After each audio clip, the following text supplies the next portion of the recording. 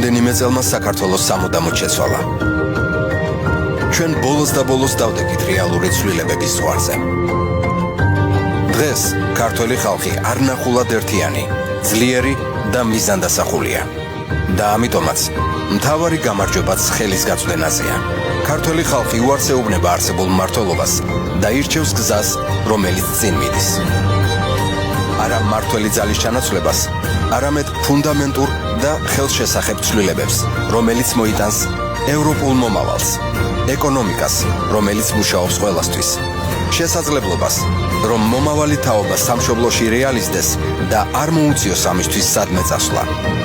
კოალიცია ცვლილებისთვის სწორედ ის მოძრაობაა, რომელიც კი არ ჩაანაცვლებს, შეცვლის მმართველობას. თუ ეს ის არის, რაც შენ გსურს, უბრალოდ გადი და ხმა მიეცემას.